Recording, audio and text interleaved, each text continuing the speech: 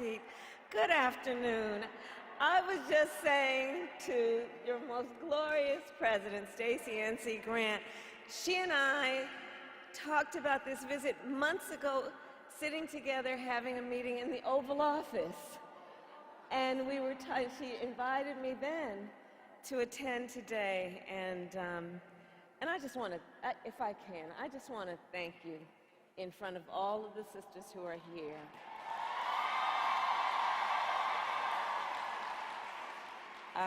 She has provided years of support and friendship, and she always, like everyone here knows, she always shows up, and I'm so, so deeply grateful. Thank you.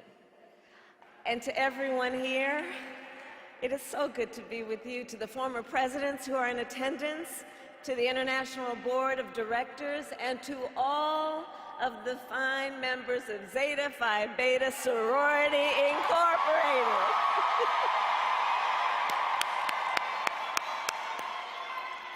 It is my great, great honor to be with you today. And I love you back. And also, on Air Force Two, joining me is Congresswoman Sidney Kamlager-Dove. And I know here is also our dearest Mrs. Opal Lee, the grandmother of Juneteenth. Oh, she goes right there. And to all of the distinguished ladies, I thank you so very much for this warm welcome. And I will begin by saying a few words about our President, Joe Biden. So tonight, yes, thank you, yes. So tonight, our President will address the nation about his decision to step down as a candidate, and he will talk about not only the work, the extraordinary work that he has accomplished, but about his work in the next 6 months. And so before he does, and while I'm here with you, I want to just share with you a little bit about him, based on what I know, based on personal experience. Joe Biden is a leader with bold vision. He cares about the future. He thinks about the future. He has extraordinary determination and profound compassion for the people of our country. And I say that because I know that we are all deeply, deeply grateful for his service to our nation.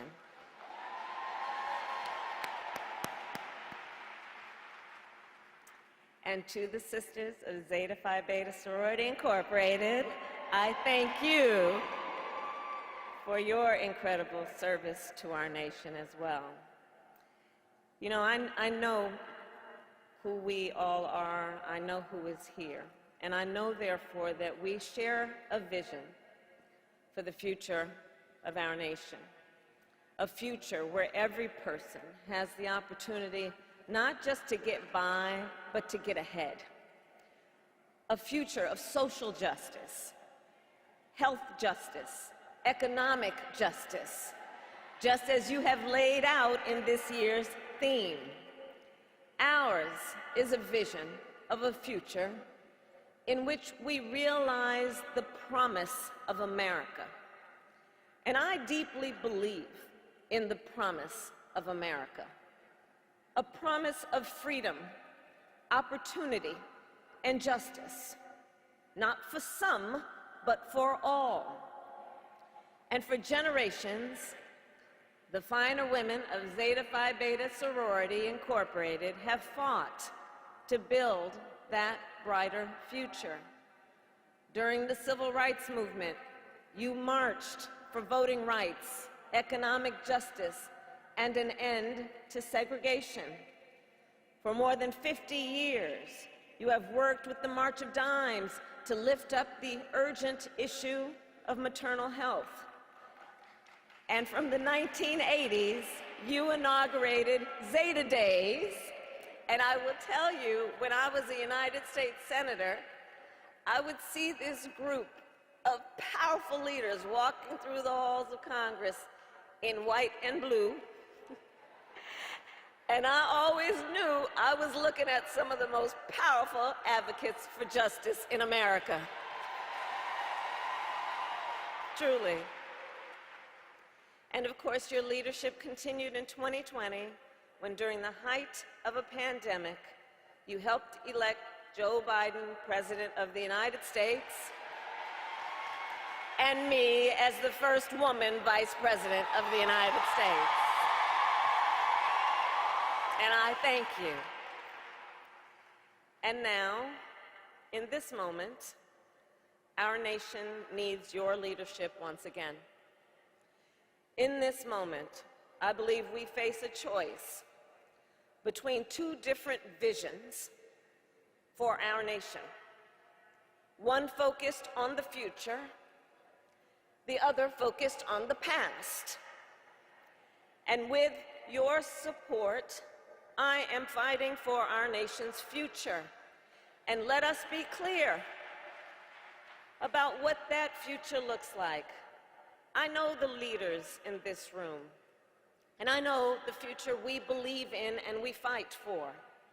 We here believe in a future where, for example, everyone has affordable health care, which is why our administration capped the cost of insulin for our seniors at $35 a month. We believe in a future where no child has to grow up in poverty, which is why I helped pass the child tax credit, which cut child poverty in half and cut Black child poverty even more. We believe in a future where the economy works for working people. That is why we forgave student loan debt for more than 5 million Americans. And if you or anyone you know benefited from that, please testify.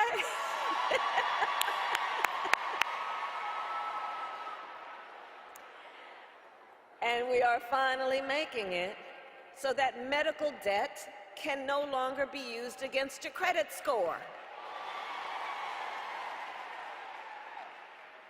And it is because of our collective vision for the future that we continue to fight for affordable child care, affordable elder care, and paid family leave.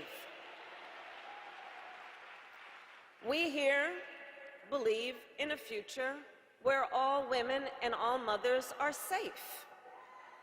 That is why, as Vice President, I have elevated and took on the issue of maternal mortality, knowing that women in America die at a higher rate in connection with childbirth than women in any other wealthy nation in the world. And Black women are 3 times more likely to die in connection with childbirth.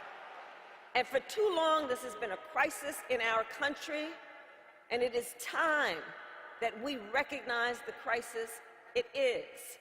In fact, when I took office, I challenged every state in our nation on this issue because, you see, I said, look, we need to extend Medicaid postpartum coverage from a measly 2 months to a full year.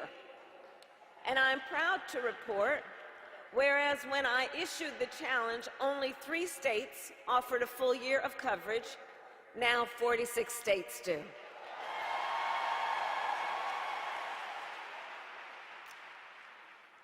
So I say, as we work to build a brighter future and to move our nation forward, we must also recognize there are those who are trying to take us backward. You may have seen their agenda. Part of it is called Project 2025. Now, can you believe they put that in writing? 900 pages of it. Project 2025. A plan to return America to a dark past.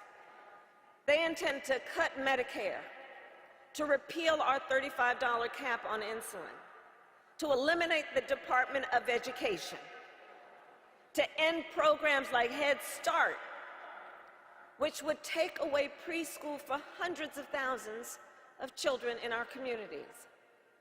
Let's be clear. This represents an outright attack on our children, our families, and our future. These extremists want to take us back, but we are not going back. We are not going back. Ours is a fight for the future. And ours is a fight for freedom. Across our nation, we are witnessing a full-on assault on hard-fought, hard-won freedoms and rights. The freedom to vote, the freedom to be safe from gun violence, the freedom to live without fear of bigotry and hate, the freedom to love who you love openly and with pride, the freedom to learn and acknowledge our true and full history, and the freedom of a woman to make decisions about her own body and not have her government telling her what to do. And in the face of these attacks, we must continue to stand together in defense of freedom. We who believe in the sacred freedom to vote will make sure then that every American has the ability to cast their ballot and have it counted. We who believe that every person in our nation should be free from gun violence will finally pass universal background checks, red flag laws, and an assault weapons ban. We who believe that every person in our nation should be free from bigotry, discrimination, and hate will continue to fight for equality and justice for all. And we who believe in reproductive freedom will fight for a woman's right to choose, because one does not have to abandon their faith or deeply held beliefs to agree the government should not be telling her what to do. You know, when he was president, Donald Trump, former president, handpicked 3 members of the United States Supreme Court because he intended for them to overturn Roe v. Wade, the United States Supreme Court, previously the court of Thurgood and RBG. And as he intended, they did. Well, let me tell you something. When I am president of the United States, and when Congress passes a law to restore those freedoms, I will sign it into law.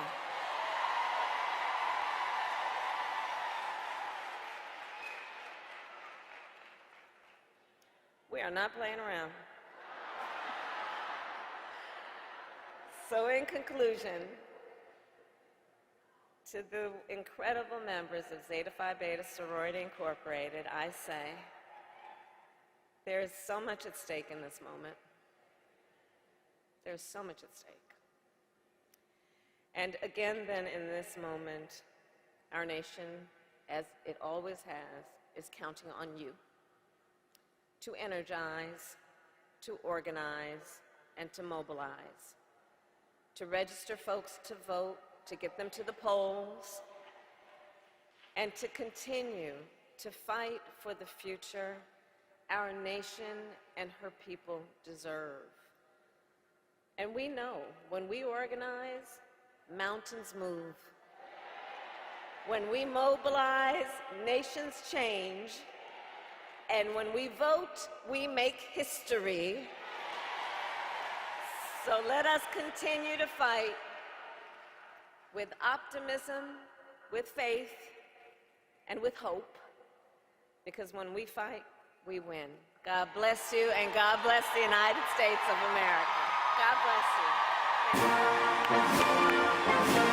you.